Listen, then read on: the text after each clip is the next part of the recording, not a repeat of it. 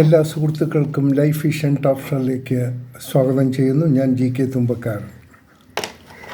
ഇന്നത്തെ ഈ ഒരു ചെറിയൊരു വീഡിയോ ഇപ്പോൾ നമ്മുടെ രാജ്യം അഭിമുഖീകരിക്കുന്ന ചില ബുദ്ധിമുട്ടുകളെക്കുറിച്ചാണ്. അതായത് ഇന്ത്യയിൽ ഈയിടയ്ക്കുണ്ടായ ഒരു ഭീകരവാദവുമായി ബന്ധപ്പെട്ട് പാകിസ്ഥാനിൽ നിന്നുള്ള ചില അധന്മാന്മാരുടെ പ്രസ്താവനകളൊക്കെ കേട്ട് യഥാർത്ഥത്തിൽ എനിക്ക് ചിരി വരികയായിരുന്നു. പക്ഷേ എങ്കിലും അതിനൊരു മറുപടി നമുക്ക് കൊടുക്കണം. ഒരു ഇന്ത്യൻ എന്നുള്ള സ്ഥാനത്ത് നിന്നുകൊണ്ട് എനിക്ക് മറുപടി കൊടുത്തേ പറ്റൂ. ഈ മറുപടി ഞാനിപ്പോൾ ചെയ്യുന്നത് മലയാളത്തിലാണ്. ഇത് പാകിസ്ഥാനിലുള്ളവർക്ക് അവരിലേക്ക് എത്തപ്പെടാൻ ബുദ്ധിമുട്ടാണ്. പക്ഷേ എങ്കിലും ഒരു കാര്യമുണ്ടത്, ഈ പാകിസ്ഥാൻ്റെ ചാരപ്രവർത്തി ചെയ്യുന്ന പല മുസ്ലിംസും വിരലിലെണ്ണാവുന്നവരാണ്. അവരിവിടെ ഇന്ത്യയിലുണ്ട്, പ്രത്യേകിച്ച് കേരളത്തിലുമുണ്ട്.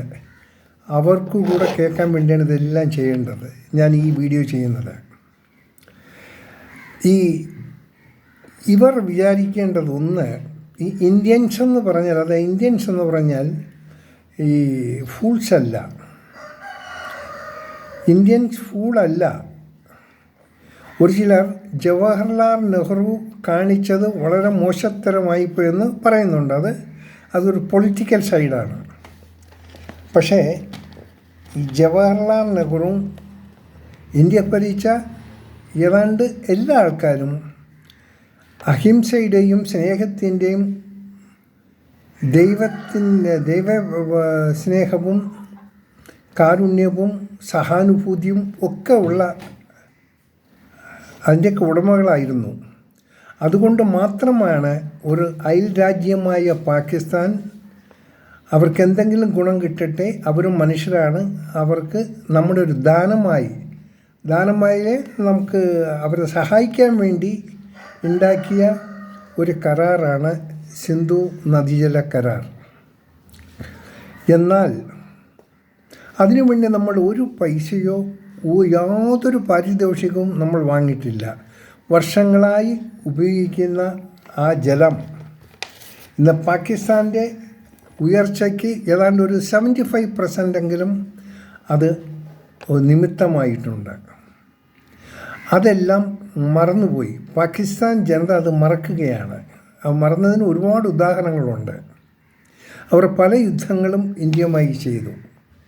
അപ്പോഴൊന്നും ഇപ്പോൾ നാം എടുത്ത തീരുമാനത്തെക്കുറിച്ച് ചിന്തിക്കുക പോലും ചെയ്തില്ല. ബട്ട് ഇപ്പോൾ അതൊരു എക്സ്ട്രീമായിപ്പോയി. തീർച്ചയായിട്ടും അതിനൊരു ആക്ഷൻ എടുത്തേ പറ്റൂ. എനിക്ക് ചിരിക്കേ പറ്റുള്ളൂ. ചിരിക്കാൻ തോന്നി. അവിടുത്തെ പ്രധാനമന്ത്രിയും മറ്റു മന്ത്രിമാരും ഞങ്ങൾ അണുവായുധ ഉള്ള രാജ്യമാണ്, ഞങ്ങളെ സൂക്ഷിക്കണം, ഞങ്ങൾ പ്രയോഗിക്കും. എനിക്കത് ഹാസ്യമായി തോന്നി. ഒരു 2 ദിവസത്തിന് മുമ്പേ UK ഒരു പ്രതിഷേധം നടത്തിയപ്പോൾ പാകിസ്ഥാൻ മിഷനിലെ ഒരു ടൈയൊക്കെ കെട്ടിയ അവൻ കഴുത്തിറക്കുക എന്നുള്ളൊരു ആംഗ്യം കാണിക്കുകയാണ്. എന്ത് ചെയ്യാണ്? അതും അവൻ കാണിക്കുന്നത് UK എന്ന് വെച്ചാൽ എന്ത് കോമാളിത്തരം കാണിക്കാനുള്ളൊരു വേദിയാണ് UK എന്ന് പറയുന്നത്. കാരണം അവൻ ജീവിതത്തിൽ പണ്ട് നമ്മൾ കേട്ടുള്ളത് സൂര്യൻ അസ്തമിക്കാത്ത രാജ്യമായിരുന്നു എന്നാണ് നമ്മൾ കേട്ടത് UK, ഇംഗ്ലണ്ടിനെ കുറിച്ച്. അവസാനം ഇപ്പോൾ അവിടെ ഒക്കെ പോയി. കാരണം ഓരോന്നും ചെയ്യുന്നതിന് നിമിത്തങ്ങൾ അവൻ അനുഭവിച്ചേ പറ്റൂ. നമുക്കിനി സബ്ജക്റ്റിലോട്ട് കിടക്കാം. നാം സഹിച്ച് നമ്മൾ അങ്ങേറ്റം നമ്മൾ ഒത്തിരി സഹിച്ചു. ബട്ട് ഇനി അതിനൊരു അന്ത്യം കൊടുത്തേ പറ്റൂ. നമ്മൾ ധർമ്മിഷ്ഠരാണ്, സ്നേഹമുള്ളവരാണ്, കരുണയുള്ളവരാണ്, ഒക്കെ ആണെങ്കിലും ചില സമയങ്ങളിൽ നമ്മൾ ചില ആൾക്കാർ നമുക്ക് ശിക്ഷിക്കേണ്ടി വരുന്നു. അത് പാർട്ട് ഓഫ് അവർ കർമ്മ. കർമ്മത്തിൻ്റെ ഒരു പാർട്ടാണ്. അതായത് കൃഷ്ണ ഭഗവാൻ ദുര്യോധനെ കൊണ്ട് എന്ത് കർമ്മം ചെയ്യിച്ചോ അതുപോലെ ഇപ്പോൾ സാക്ഷാൽ കൈലാസത്തിൽ നിന്ന് ശ്രീ പരമേശ്വരൻ നമ്മുടെ ഗവൺമെൻറ്റിനോട് പറയുകയാണ്, നിങ്ങൾ പാകിസ്ഥാൻ്റെ ബുദ്ധിമുട്ടുകളെക്കുറിച്ച് അവിടുത്തെ പാപങ്ങളെക്കുറിച്ച് ഒന്നും ചിന്തിക്കേണ്ട കാര്യമില്ല. ഇപ്പോൾ നിങ്ങളുടെ കർമ്മം നിങ്ങൾ ചെയ്തിരിക്കണം. ഇത് കർമ്മമാണ്. ഇത് മോദിയുടെ ഭരണമോ ഇന്ത്യൻസ് അല്ല. ഇപ്പോൾ സമയം പാകിസ്ഥാന് ശിക്ഷ കൊടുക്കേണ്ട ഒരു റൈറ്റ് ടൈമാണ്. അതിന് നമുക്ക് അണുവായുധം ഒന്നും ഉപയോഗിക്കേണ്ട കാര്യമില്ല. അതിനുള്ള ബാമ്പാണ് ഈ ജലബാമ്പ്. അത് പ്രകൃതിയിൽ നിന്നും കിട്ടുന്നതാണ്. അതിന് നമ്മുടെ ഒരു ക്യാപിറ്റലും ആവശ്യമില്ല. ഒന്ന് മനസ്സിലാക്കുക, ഇതെല്ലാം ഉത്ഭവിക്കുന്ന അങ്ങനത്തെ കൈലാസത്തിൽ നിന്നാണ്. അവിടെ നമ്മൾ ആരാധിക്കുന്ന സാക്ഷാൽ പരമേശ്വരൻ അവിടെ ഇരിപ്പുണ്ട്. അദ്ദേഹം കൽപ്പിക്കുന്നു. അതുകൊണ്ട് മാത്രമാണ് നമുക്ക് ഇങ്ങനെയുള്ള ഒരു സാഹചര്യത്തിലേക്ക് ഇങ്ങനൊരു ആക്ഷൻ എടുക്കാൻ നിർബന്ധിതരാകുന്നത്. ഇത് ഇന്നും ഇന്നലെയും ഇത് തീരത്തില്ല. ഇതിനൊരു അന്ത്യം കൊടുത്തില്ലെങ്കിൽ ഈ പാകിസ്ഥാൻ, ഈ ഭീകരവാദം ഇവർ ലോകത്തെ തന്നെ തകർത്ത് തരിപ്പണമാക്കും. ഇതില്ലാതെ ജീവിക്കാൻ പറ്റില്ല. പിന്നെ ഒരുപാട് ഉദാഹരണമുണ്ട്. ഇവർ ഒരിക്കലും ഇവരുടെ ഇന്നലകളെ ഇവർ ഓർക്കില്ല. ഇവർ കാണുന്നവൻ അപ്പനെന്ന് വിളിക്കുന്ന സ്വഭാവമാണ്. ഇതിന് കുഴലൂത്തുന്ന കുറേ മുസ്ലിംസ് നമ്മുടെ ഇന്ത്യയിലുണ്ട്. ഒരുപാടില്ല, few of them, but they are dangerous. വളരെ ഡേഞ്ചറസ് ആണ്. നമ്മുടെ ഇടയിൽ അവന്മാർ ജീവിച്ചിരിപ്പുണ്ട്. അങ്ങനെ ആരെങ്കിലും ഉണ്ടെങ്കിൽ നാം അവരോട് കാര്യങ്ങൾ പറഞ്ഞ് മനസ്സിലാക്കണം. ഇല്ലെങ്കിൽ ഇവനെ നേരെ കയറ്റി വിടേണ്ടത് പാകിസ്ഥാനിലേക്ക് തന്നെയാണ്. ഒരുത്തൻ സ്വന്തം അമ്മയെയും സ്വന്തം അപ്പൂപ്പനെയും അരുങ്കൊല ചെയ്ത പട്ടാളത്തിനെ സപ്പോർട്ട് ചെയ്ത് പറയുകയാണ്. അതെനിക്കറിയില്ല ആരാന്ന്. ബേനസീർ ഭൂട്ടോയുടെ തന്തയെന്ന സുൽഫിക്കർ ഭൂട്ടോ എത്ര പൈശാചികമാണ് അവരെ കൊന്നടക്കിയത്. ആ പട്ടാള സംവിധാനത്തോട് ചേർന്ന് പറയുകയാണ്, സിന്ധു നദി കരാറിൽ എന്തെങ്കിലും ബുദ്ധിമുട്ട് കാണിച്ചാൽ അവിടെ ചോരപ്പുഴ ഒഴുകുമെന്ന്. എന്തൊരു തമാശ ഉള്ളൊരു സംസാരം നോക്കണേ. ഇവർ വിചാരിക്കുന്നു ഇന്ത്യയിൽ ആയുധങ്ങളില്ല, ഇന്ത്യയിൽ അണുബോംബില്ല, ഇന്ത്യയിൽ ഇവരെ ജയിക്കാൻ അതിൻ്റെ ഒന്നും ആവശ്യമില്ല. സാക്ഷാൽ പ്രകൃതി എന്നുള്ളൊരു ആയുധം തന്നെ നമുക്കുണ്ട്. ആ ആയുധം ഉപയോഗിച്ച് ഇവനെ സർവസ്വം നശിപ്പിക്കാൻ സാധിക്കും. പക്ഷെ എന്ത് ചെയ്യാം, കുറച്ച് പാവങ്ങളും അതിൽ പെട്ടുപോകും. പക്ഷെ നമുക്ക് നിവൃത്തിയില്ല. കാര്യം അവർ വരുത്തിച്ച് വെച്ച ഓരോ സംവിധാനങ്ങളാണ്. മറുപടി കൊടുത്തേ പറ്റൂ. നാം ഇന്ത്യൻസാണ്. നമ്മൾ ആരെയും ഉപദ്രവിക്കാൻ ശ്രമിക്കുന്നവരല്ല. നമുക്ക് ഒരു രാജ്യത്തിനെ വെട്ടിപ്പിടിക്കാൻ വേണ്ട, ഒരു രാജ്യത്തിൻ്റെ സമ്പത്ത് വേണ്ട. നമ്മുടെ പ്രയത്നം കൊണ്ട് നമ്മൾ ഇന്ന് ഇത്രയൊക്കെയായി. ലോകരാഷ്ട്രങ്ങളുടെ മുന്നിൽ നമ്മുടെ വ്യക്തിത്വം, നമ്മുടെ ഇന്ത്യ എന്നുള്ളൊരു വ്യക്തിത്വം നമ്മൾ ആൾറെഡി കാണിച്ചു കഴിഞ്ഞു. നമ്മളിന്നും അധ്വാനിച്ച് മുന്നോട്ട് പോകുന്നവരാണ്. നമുക്ക് തീവ്രവാദമില്ല.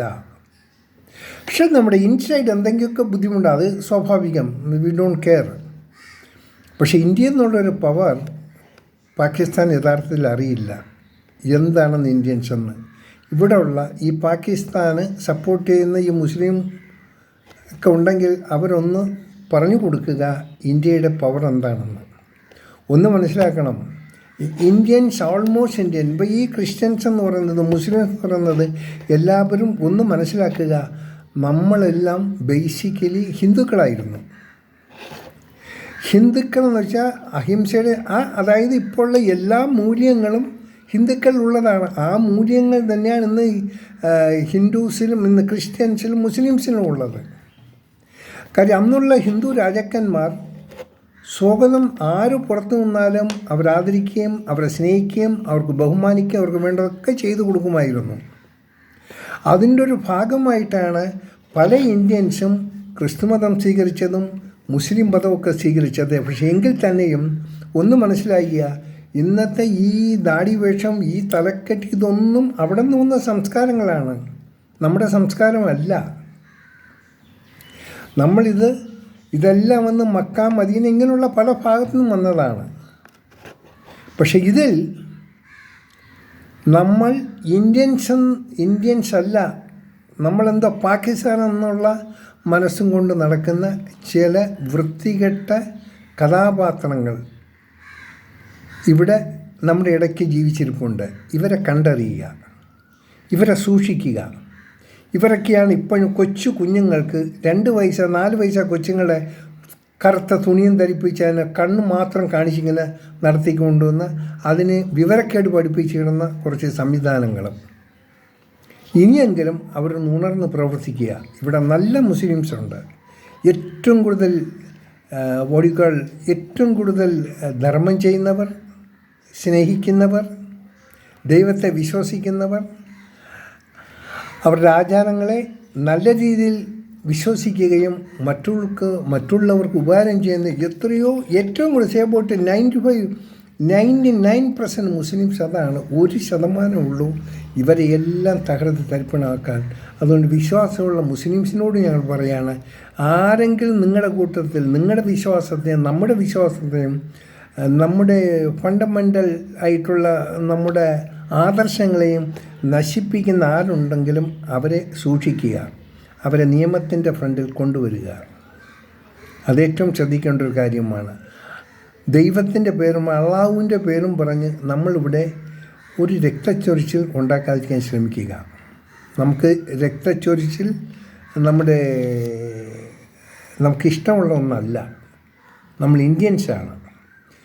സാക്ഷാൽ എല്ലാ സുഹൃത്തുക്കളോടും ഞാനൊന്ന് പറയുന്നു, ഇവിടെ നമ്മളൊന്നാണ്.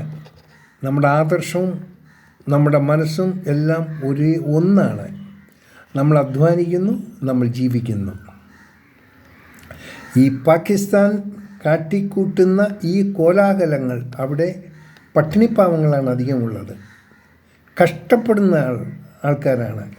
അവിടെ തന്നെയുള്ള പട്ടാളക്കാർ, ഓഫീസേഴ്സ് എല്ലാം അവരുടെ ഫാമിലിയൊക്കെ യുദ്ധഭീഷണി കാരണം അവർ മറ്റ് രാജ്യങ്ങളിലേക്ക് കടത്തിക്കഴിഞ്ഞു. ഇതാണ് അവരുടെ സ്വഭാവം.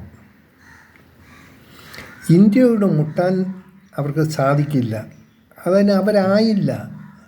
ഇന്ത്യയിൽ മുട്ടാൻ വന്നു കഴിഞ്ഞാൽ അവനെ എതിരിടുന്നത് ഈശ്വരനായിരിക്കും, സാക്ഷാൽ ഈശ്വരൻ.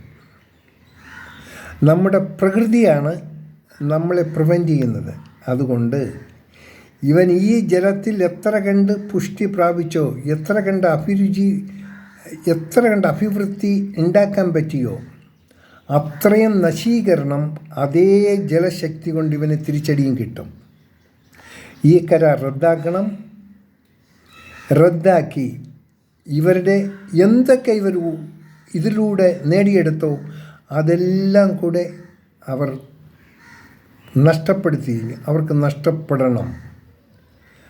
ആ പാകിസ്ഥാൻ ഇനി രണ്ടാമതൊന്ന് റീബിൽഡ് ചെയ്ത് വരണമെങ്കിൽ ഇപ്പോഴുള്ള അവരുടെ ഭരണ സംവിധാനമെല്ലാം അവിടെ നശിച്ചിരിക്കണം. ഇപ്പോഴുള്ള ഈ സംവിധാനം ഉള്ളിടത്തോളം കാലം ആ പാകിസ്ഥാൻ ഒരിക്കലും മനുഷ്യത്വപരമായ ഒരു ജീവിതശൈലി അവർക്ക് ഉണ്ടാകില്ല. നമുക്ക് കാത്തിരുന്ന് കാണാം. സാക്ഷാൽ ഇവൻ്റെയൊക്കെ അവസാനം അത്ര വിദൂരമല്ല, വളരെ അടുത്ത് തന്നെ ഉണ്ടാകും. ബട്ട് അവർ പ്രതീക്ഷിക്കുന്ന സമയത്തായിരിക്കില്ല. ഒരു ഭാഗത്ത് പോയി ഒരു ബാമ്പിടി അതൊന്നും ആയിരിക്കില്ല. കിട്ടുന്നത് വളരെ പതുക്കായിരിക്കും, സ്ലോ ആൻഡ് സ്റ്റഡി. അതും അപ്രതീക്ഷിതമായ ഭാഗങ്ങളിൽ നിന്നും ദിക്കിൽ നിന്നുമായിരിക്കാം. ഒരിക്കൽ കൂടി പറയുന്നു, ഇവിടെ പാകിസ്ഥാൻ്റെ ചാരപ്രവൃത്തി ചെയ്യുന്ന ഏതെങ്കിലും മലയാളി മുസ്ലിംസ് ഉണ്ടെങ്കിൽ സൂക്ഷിക്കുക. നിങ്ങളെയും വളരെ വൈകാതെ തന്നെ നിങ്ങൾ പിടിക്കപ്പെടും. സൂക്ഷിക്കുക. കാണാം വീണ്ടും മറ്റൊരു വീഡിയോയിലൂടെ.